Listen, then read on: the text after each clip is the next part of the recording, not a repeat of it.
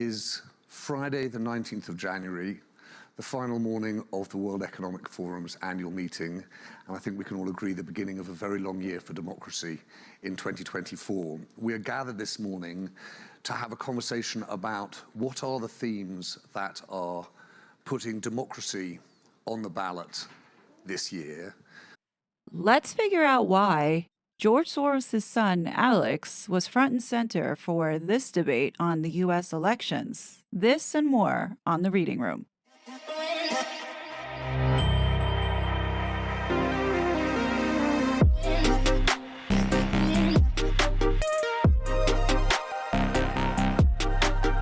So today marks the final day of the World Economic Forum's annual meeting in Davos, closing off this uneventful week of what we all knew was happening here. Was a discussion or sort of roundtable regarding the elections, particularly the United States elections. Now, throughout this week, I've covered and gave some highlights regarding what was being discussed and what was top of mind. And as we can all see, the US election is really on the minds of these globalists. And what's interesting is in this final session, of all the people to bring to the table to have this conversation around democracy, they choose to bring in the son of the foreign billionaire who has been injecting millions of dollars not only to support the Democratic Party, but also to fund programs that essentially have been destroying our cities nationwide.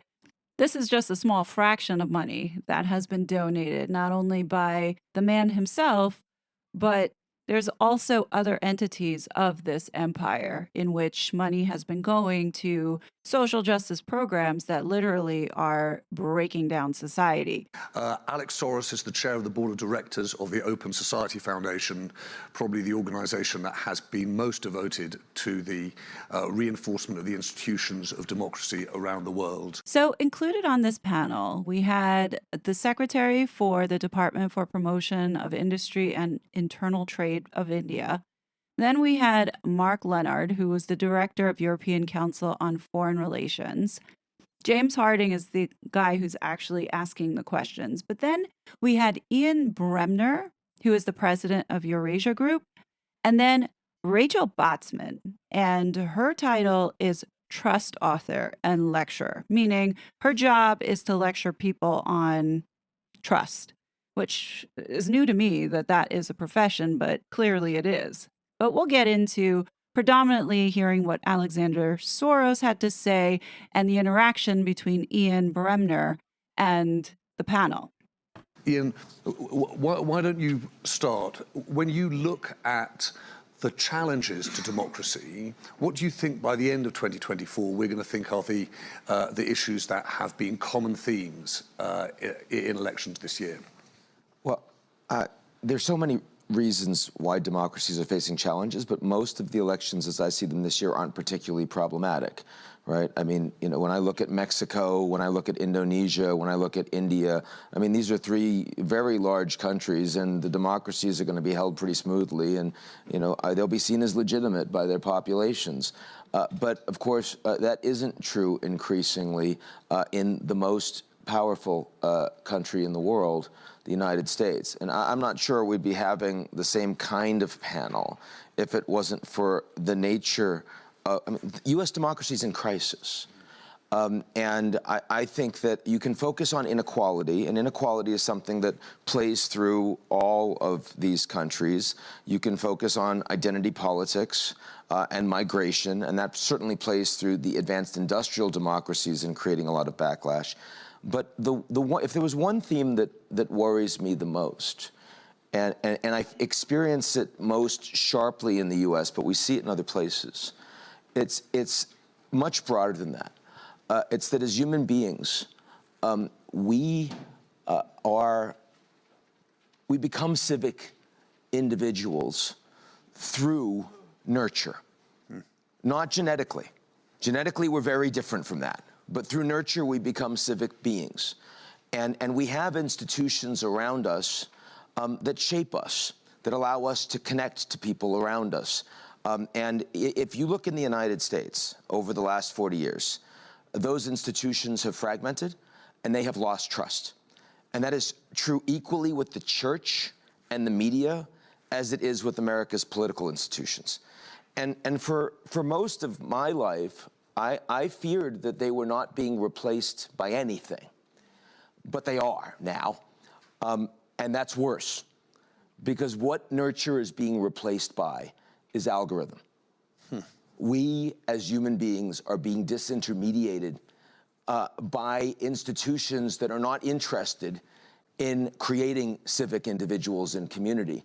We're being disintermediated by algorithms that for whom human beings Tell me that's not odd behavior. actually incidental to the process. They're products.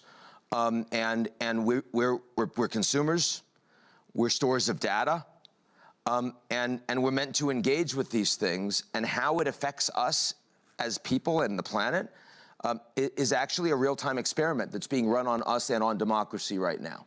If I had to focus on one thing that I think is creating a true crisis of democracy in the United States, that is the one thing I think it is. But Alex, when you look at it, just across the piece in terms of democracy, how concerned are you about the things that Ian and Rachel are talking about, and what, if anything, can be done about that? You tell me if this guy makes any kind of sense. Keep in mind that his background is that of a historian. Yes, good. Yeah. I think, I want to be polite here. I think to blame technology is an easy cop-out. To think of technology as something separate from humans, I think, is a cop-out in saying that, technology has been a threat, or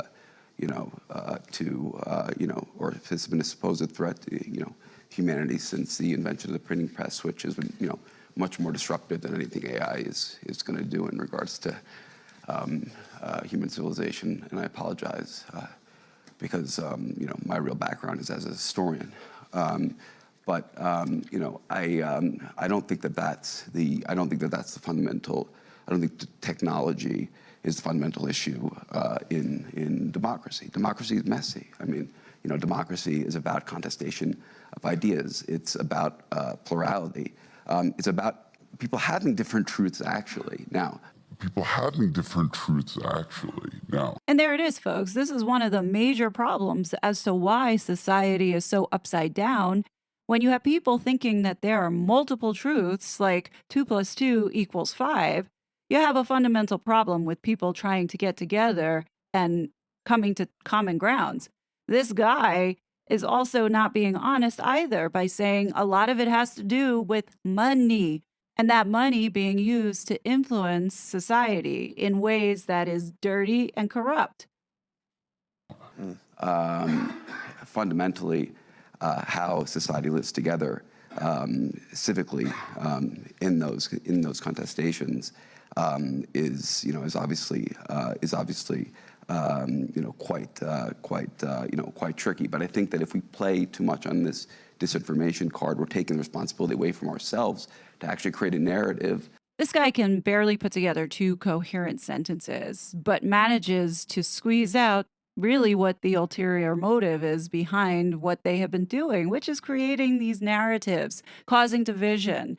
So yeah, in a way, he's right. People need to take accountability, but part of the problem is also owning it, right? You can take accountability, but when you're sitting here virtue signaling, when your family is responsible for funding it, you lose all credibility and become the actual comedy act.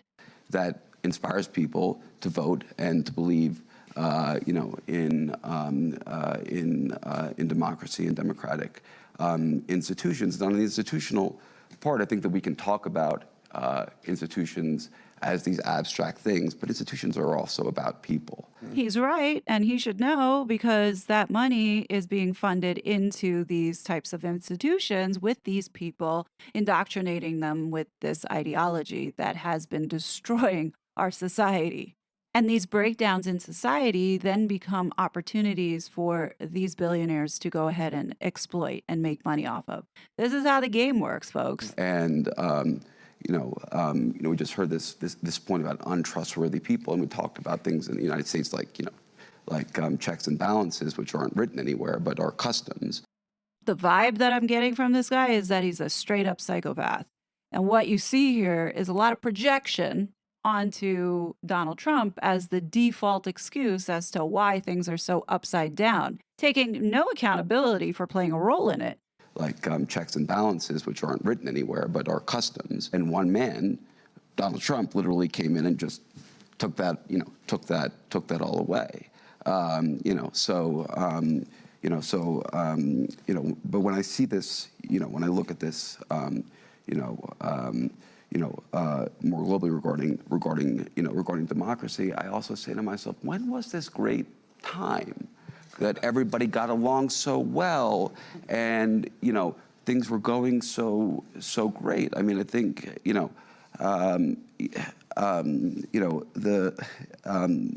I think that we really have to be careful here in this nostalgia for a time past, because a lot of the reactions we're seeing in society are actually reactions to positive things. Like, What the hell is he saying here? Of course, people are nostalgic. We do experience good times in history, like when gas is like $1.99, not $8. Like, these people are so disconnected to reality that they fundamentally don't understand why the majority are choosing to change things because it's not working.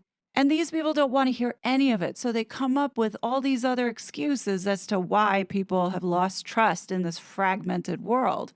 I mean, take, for example, this woman on the panel. She made a whole career out of justifying why people don't trust one another. How about this? Just tell the truth. Rachel, will you pick up on that? Technology and trust, is Ian right? Is that what's causing so much polarization and so much division within politics? Kind of.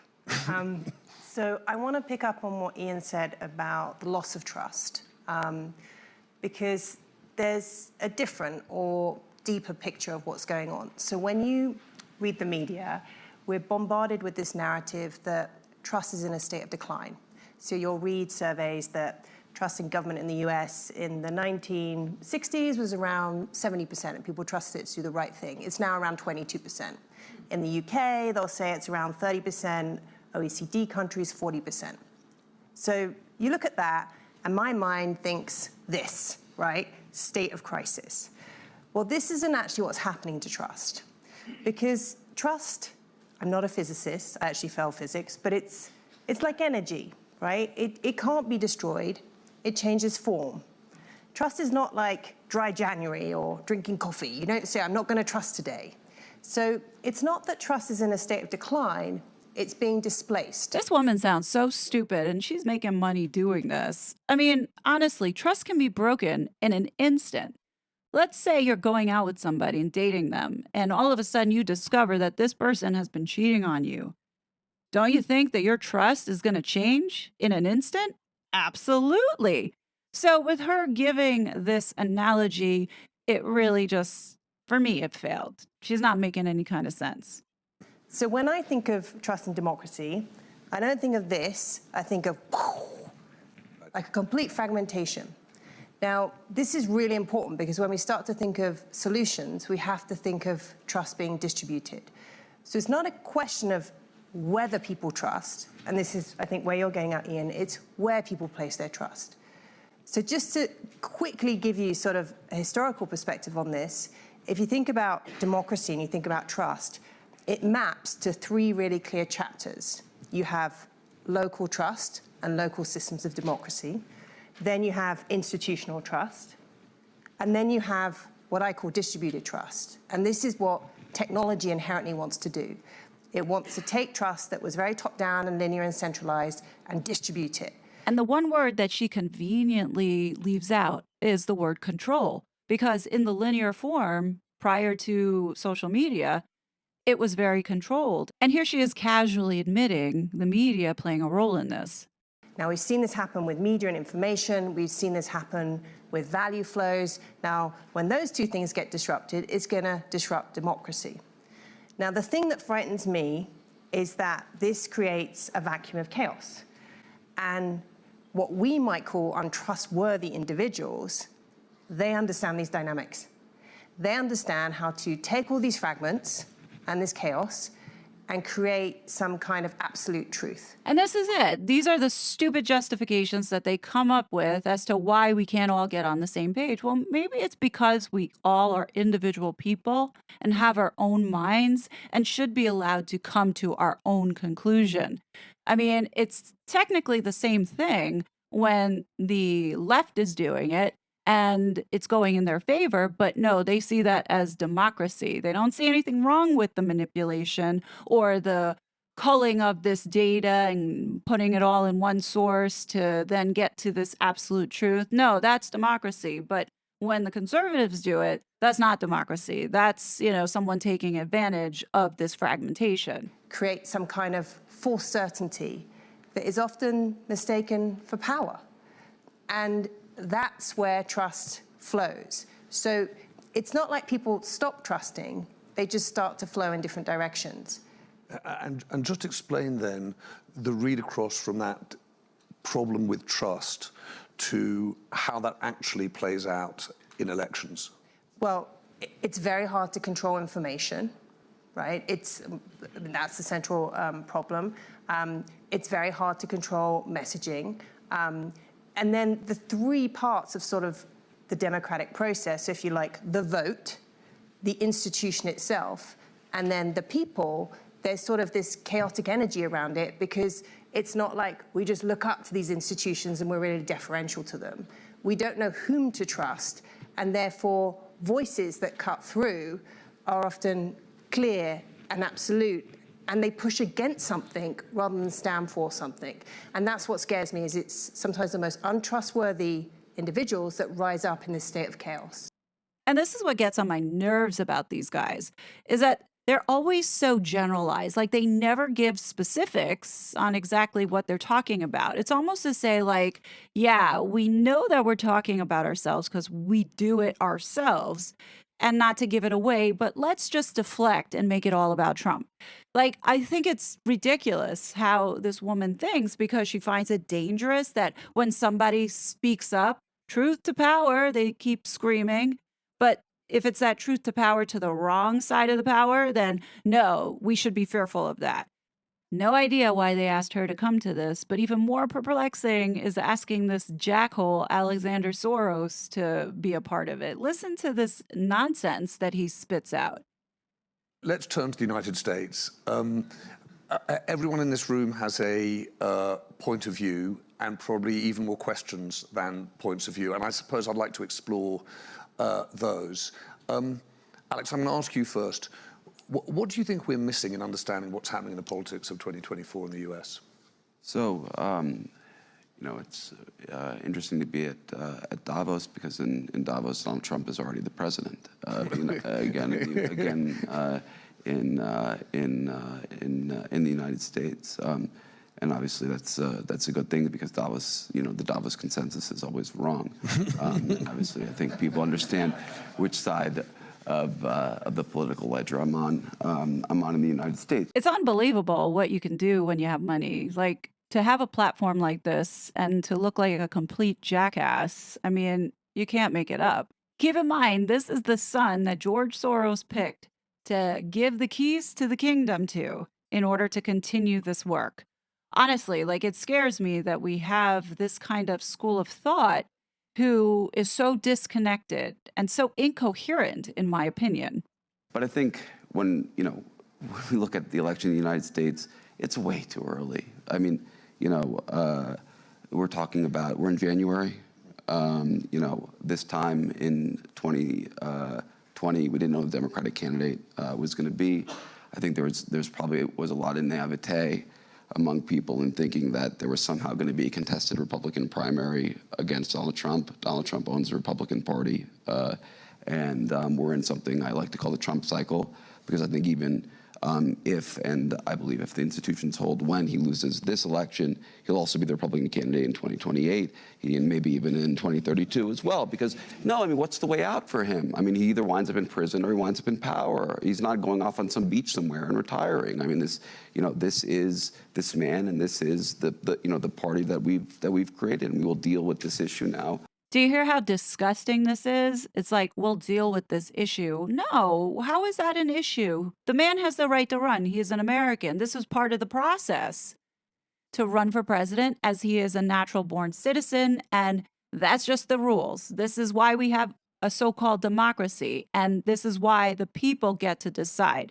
Not you guys have to control the media and get us psychologically brainwashed to sway in a different direction to get the outcome that you want. That's not democracy, nor is it democracy that the issue that we have that I see as the bigger issue are all these migrants coming in to now influence our election, because according to various states across the land, they will also have a right to vote. So don't you see what's going on here? This is not a balanced and fair conversation. And this billionaire bitch sitting on the stage really has no business being on this stage having this conversation. Just my opinion. Can I ask you to do something this is quite an unfair thing to do. Map out 24 as you see things unfolding, because I think one of the things that's most difficult about dealing with the US presidential election, just emotionally, is the uncertainty. Well, I fully agree that there's a long way to go. And so, I mean, I think it's 60-40 Trump right now, but I have very low confidence around that. You can push me down to 50-50. What should be relevant to everybody here, and especially the Europeans, because if Trump wins, it is an unmitigated disaster for them, more than any other country in the world, in my view, is that Trump can win. He can easily win. So, I mean, you cannot write this guy off. And if what we've seen from the Davos consensus is that it is actually going to mobilize people to start thinking about the implications, God bless that, right? That's a good thing. Now, yeah. What those implications are. Well, I mean, for Europe specifically, I mean, this is a guy that has zero interest in supporting NATO, zero interest in supporting the European Union, sees Zelensky as a personal political enemy because he refused, right, to support the investigation of Biden and of Hunter. I mean, those are very serious things. He says he's going to end the war in a day. You know how he's going to do that? He's going to say you've got to accept the outcome that Putin wants. And when that doesn't happen, he's pulling money. That's an existential problem for the Europeans, right? So these are very, very serious issues that are at play. But in terms of how 2024 is, because that's 2025 and forevermore. But 2024, one thing we can say, which is underappreciated, is that Trump is almost certainly going to get the nomination, right? And when that happens, he is going to become dramatically more powerful than he is now. Now, I believe that Trump is likely to be convicted before the election. But Trump convicted when he already is the nominee and when the Republicans are all, therefore, completely behind him. And you saw that yesterday on a panel with the head of the American, Heritage, right? Who was clearly, I mean, utterly fact-free and knows better, but he is performing because he wants a position. You just saw the beginning of what a lot of serious Republicans that you think you know are about to do in about 2 months. And when that happens in an environment that is unprecedented, Alex said, when was it so good before? From this perspective, it was always better.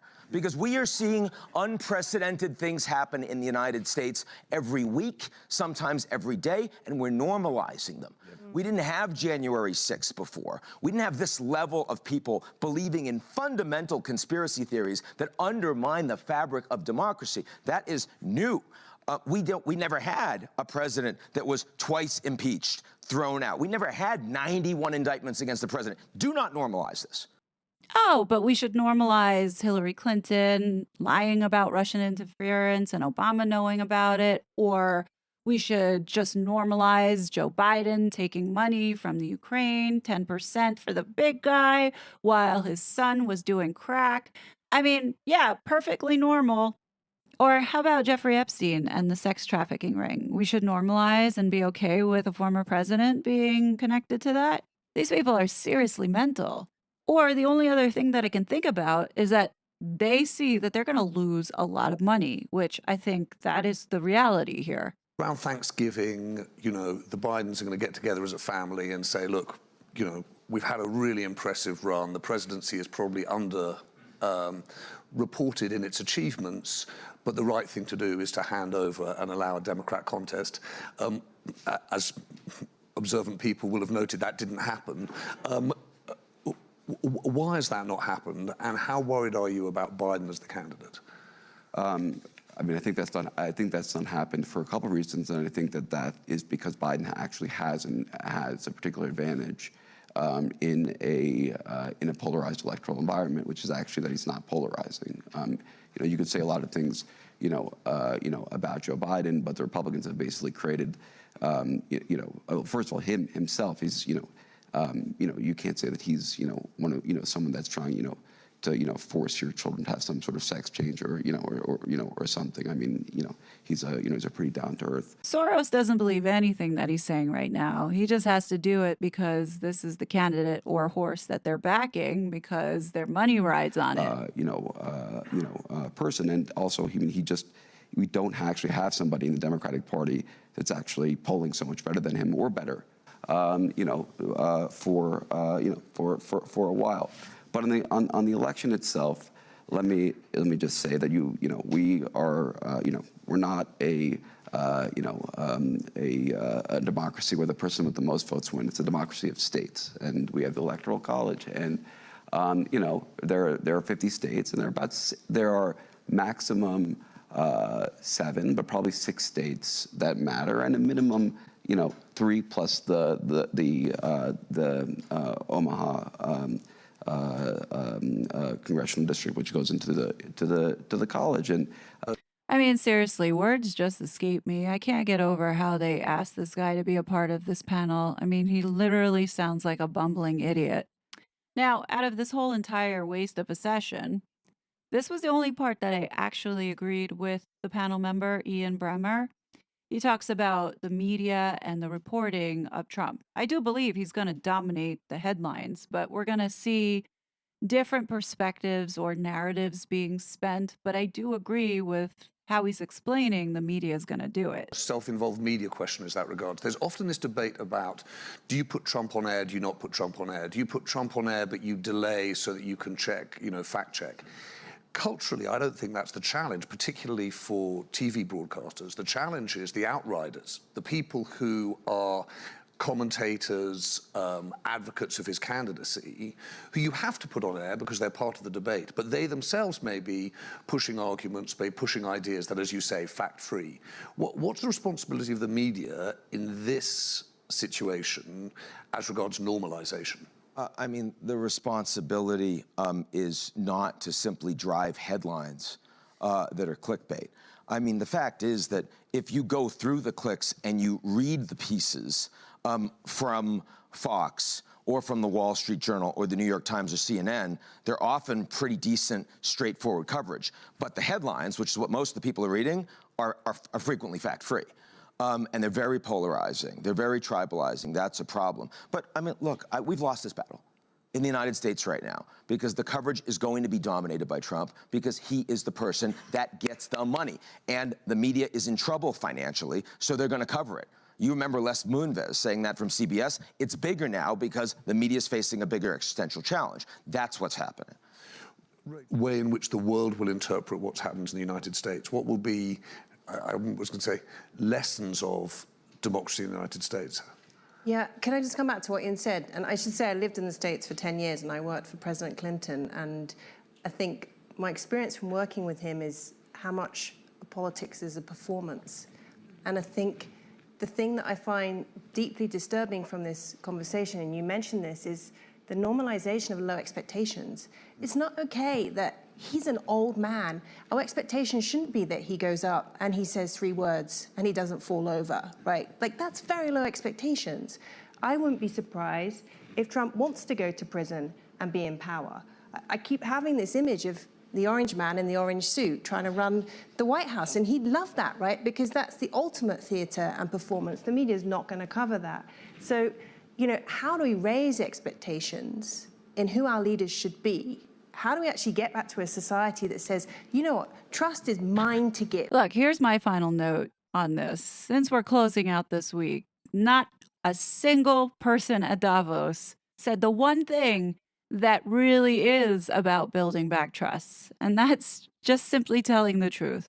None of these folks have been truly honest and forthcoming with these ridiculous presentations. And, you know, the more that we learn about these folks, the more that we see this whole thing is a facade that is about to crash down. And you know what? It gives me hope. It gives me hope that these folks are not going to win. But what do you guys think? In a perfect world, all of this sounds wonderful, but we all know that the people that are involved more than likely are doing this for selfish reasons and are extremely corrupt. We know quite a few characters in the political sphere that you shouldn't trust. What I do think, though, is that should there be a shift and a pushback, and the people have more of a voice and more feeling or a sense of control and being able to maintain their personal sovereignty, then there could be some type of give and take. But in this situation, with this organization, they are making decisions for you. And I'm not sure how you feel about that, but for me, I do not comply, and I will not comply. It really does fall on each of us to take responsibility to learn about what's going on and decide for ourselves if this is the future that we want. But until then, I do hope that you do come back and join me on this journey of learning what is really going on so we can make these decisions and make the right ones. But if you like this video, please do not forget to hit that like button and don't forget to subscribe because I will be dropping more videos pertaining to this Davos annual meeting and uncovering what it's really all about and you definitely don't want to miss it. But until then, I ask you please be safe and I'll see you soon.